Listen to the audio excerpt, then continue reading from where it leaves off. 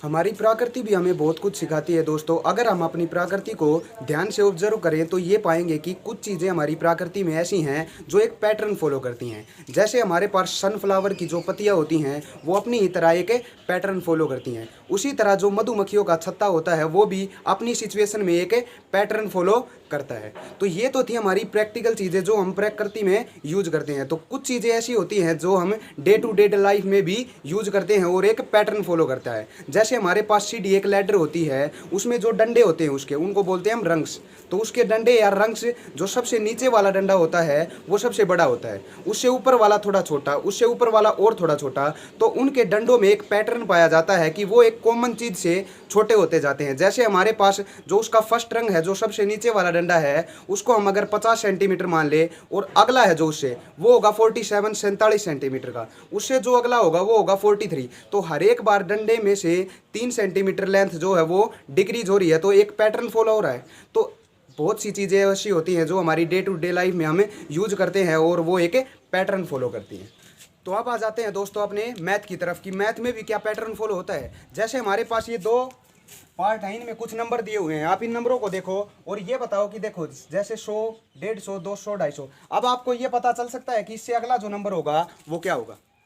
ऐसे ही जैसे हमारे पास 5, 3, 1, -1, इससे अगला नंबर क्या होगा। अब हम ये देखेंगे कि क्या इन नंबरों में कोई रूल फॉलो हो रहा है, क्या इन नंबरों में कोई पैटर्न दिख रहा है हमें। तो देखते हैं, जैसे फर्स्ट पार्ट को देखते हैं 100, फिर 150, फिर 200, फिर 250। अब देखो इस 100 में हम कितना जोड़े कि 150 हो जाए, 50 जोड़ेंगे। अब 150 में कितना जोड़े कि 200 हो जाए 50। कहने का मतलब हमें एक पैटर्न मिल गया कि हर बार हम 50 जोड़ते जा रहे हैं कि 100 में 50 जोड़ेंगे 150, 150 में 50 जोड़ेंगे 200। तो इससे अगला नंबर क्या होगा, हम 250 में भी क्या ऐड कर देंगे, 50 ऐड कर देंगे। तो हमारा अगला नंबर क्या आया, इसमें से 300 निकल कर आया, 300 निकल कर आया। अब देखते हैं सेकंड पार्ट को कि सेकंड पार्ट में भी क्या कोई पैटर्न फॉलो हो रहा है हमारा। जैसे 5 के बाद 3, 3 के बाद 1, 1 के बाद -1। अब देखो इसमें क्या हो रहा है कि 5 में से 2 लेस करेंगे 3, 3 में से 2 लेस करेंगे 1, 1 में से 2 लेस करेंगे -1। अब -1 में से 2 लेस करेंगे तो -3, क्या हो गया -3। अब जो ये नंबर आपको दिख रहा है, जो ये लाइन आपको दिख रही है, इसको बोलते हैं हम सीरीज। और हर सीरीज में जो ये नंबर होता है इस नंबर को बोलते हैं टर्म। तो हमारे पास इन चीज़ों को देखकर ये पता चला कि अगर किसी सीरीज के नंबर में जो कॉमन नंबर होता है, जो पैटर्न को फॉलो करता है, उस नंबर को हम पिछली टर्म में जोड़ दें तो हमारी अगली टर्म आ जाती है। तो ऐसी सीरीज को ही हम क्या बोलते हैं।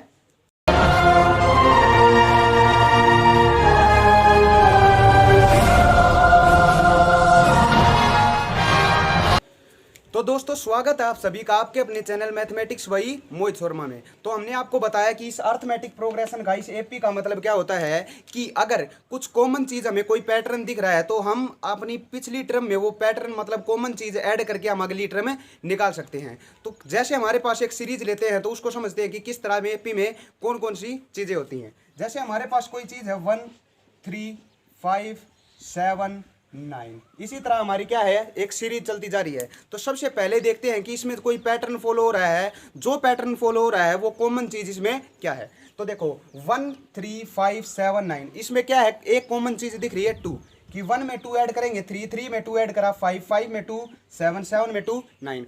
तो हमारे पास वो पैटर्न, वो कॉमन चीज क्या निकल कर आई, 2 निकल कर आई। उसी कॉमन चीज को हम नाम देते हैं कॉमन डिफरेंस कि डी।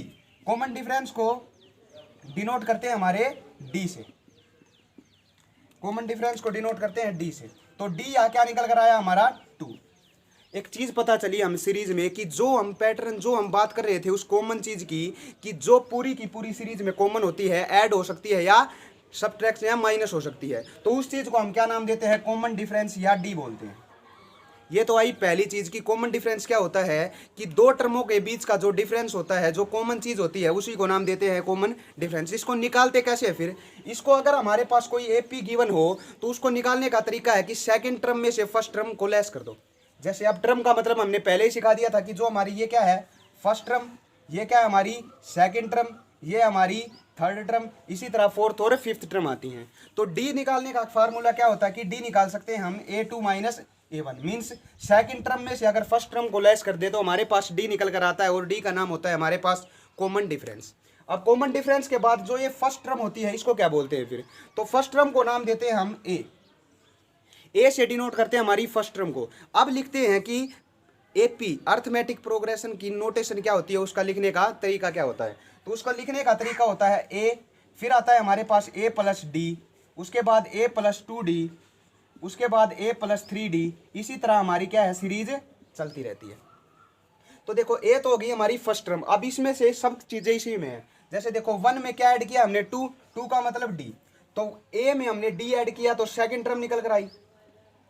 अब देखो ए में हम 2d ऐड करेंगे क्योंकि 4 ऐड हुआ है, तभी हमारे पास क्या हुआ है 4 और 1, तो हमारी थर्ड टर्म क्या आई ए प्लस 2d, फोर्थ टर्म क्या निकल कर आई ए प्लस 3d। ऐसे ही कौन सी भी हमारी टर्म निकालनी हो तो ए में हम उसमें से एक लेस करके मल्टीप्लाई ऑफ डी कर दे तो हमारे पास क्या निकल कर आ जाती है, वो टर्म निकल कर आ जाती है। जैसे हम बात करें 50वीं टर्म, तो 50वीं टर्म क्या होगी 15th टर्म, तो 50वीं टर्म क्या होगी ए एज इट इज प्लस 50 में से एक गया 49। तो ऐसे हम कौन सी भी टर्म अपनी निकाल सकते हैं। तो ये था कंसेप्ट हमारा एपी का कि एपी क्या होती है, कॉमन डिफरेंस क्या होता है, फर्स्ट टर्म क्या होती है।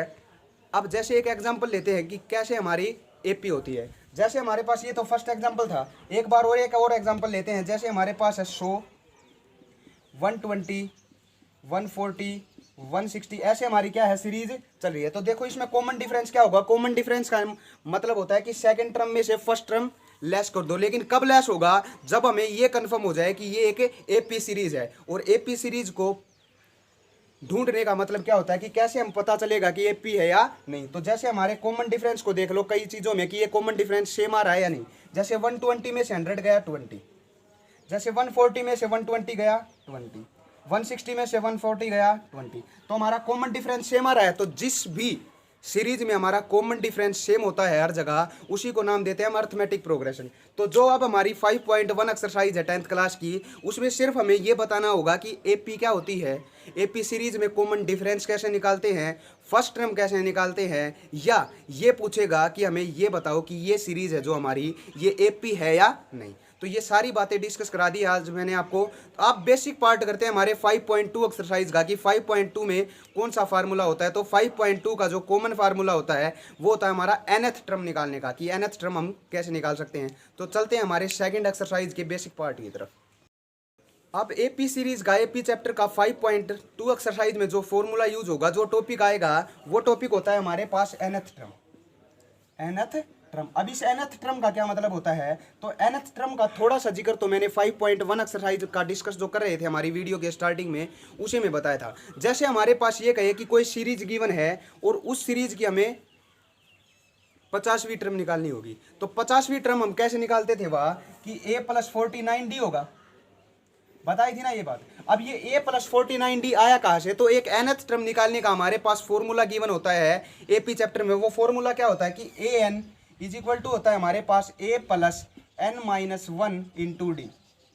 ये फॉर्मूला निकल कर आया nth टर्म का। अब n का है यहाँ पर कि कितनी टर्म का हमारे पास क्या पूछ रहा है, कितनी टर्म क्या होगी। जैसे हमारे पास ये कहे कि कोई एपी गिवन है 1, 2, 3, 4, 5, ऐसे हमारी एपी चल रही है। तो ये पूछे कि इसकी हमारे पास 96th टर्म बताओ क्या होगी। कौन सी भी टर्म पूछ सकता है, कितनी भी बड़ी कितनी भी छोटी। तो 96th में यहाँ पुट करेंगे, देखो a 96 is equal to a plus n में से 196 में से 1 जाएगा 95d। वही चीज आई कि जो सी भी टर्म हमसे पूछे उसमें से 1 लेस करके d की मल्टीप्लाई करा दो और a जोड़ दो तो हमारे पास वो टर्म निकल कर आ जाती है। अब a और d हम यहाँ से ज्ञात कर देंगे, क्या होगा a और d। a हमारे पास फर्स्ट टर्म, फर्स्ट टर्म क्या होती है, जो पहली टर्म हमें दिखाई देती है। तो a इज इक्वल टू आया हमारे पास 1। और डी हम कैसे निकालते हैं किसी भी एपी का कि सेकंड टर्म में से फर्स्ट टर्म लेस कर दो, कौन सी भी टर्म में से अगली टर्म में से पिछली टर्म को लेस कर देंगे तो हमारे पास कॉमन डिफरेंस निकल कर आता है। जैसे 2 में से 1 की लेस किया तो क्या आया 1। अब ये दोनों चीजें यहाँ पुट कर देते हैं, ए की जगह 1 प्लस 95 इंटू डी की जगह भी 1, 95 और 1 आया 96। तो ए जो 96 होगी वो हमारे पास 96 होगी, क्योंकि दिख ही रहा हमें क्योंकि ये क्या है, हमारी एक नेचुरल नंबर की सीरीज चल रही है जो 1 से स्टार्ट होकर इन्फिनिटी तक जाती है। तो इसी तरह कोई सा भी एग्जांपल लो, उसमें हमारे पास कोई सी भी टर्म निकालनी हो तो हम इस nth वाला फार्मूले का यूज करके निकाल सकते हैं। जैसे हमारे पास थोड़ा बड़ा लेते हैं, अब जैसे क्या है माइनस का 95, सॉरी माइनस का 5, फिर है हमारे पास -3, फिर है -1, फिर हमारे पास +1, फिर है 3। इसी तरह हमारी क्या है सीरीज चल रही है या एपी जा रही है, हमें ये पूछ रहा है कि इसकी बताओ 20वीं टर्म क्या होगी। तो 20वीं टर्म निकालने का फॉर्मूला सीधा है, A+19D हमारे पास एक लेस कर देंगे तो क्या निकल कर आया, A20 होगा हमारे पास A+19D। अब A और D निकालेंगे तो A तो हमें सबसे पहले दिख ही जाता है कि जो फर्स्ट टर्म होती है वो हमारी A होती है, तो A कितनी आया इसमें -5। और D देखो -3 में से जब -5 करेंगे, देखो -3 माइनस इंटू -5 तो माइनस माइनस क्या हो जाएगा प्लस, 5 में से 3 जाएगा तो D हमारे पास निकल कर आया +2। अब 20वीं टर्म क्या है, A+19D पुट कर देते हैं, A की जगह -5 +19 इंटू D की जगह 2, 19 2 38 +-5, 38 में से 5 जाएगा हमारे पास क्या आया 33। तो जो इसकी 20वीं टर्म होगी इस एपी की वो 33 होगी। तो इस प्रकार के क्वेश्चन देखने को मिलेंगे आपको 5.2 एक्सरसाइज में। तो आज के लिए इतना, क्योंकि बहुत लंबी हो जाएगी हमारी वीडियो फिर।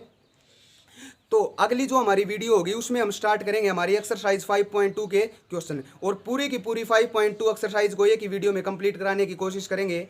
तो वीडियो अच्छी लगी हो तो लाइक करना, और उस वीडियो के लिए चैनल को सब्सक्राइब करना, ताकि उस वीडियो की जानकारी आपको सबसे पहले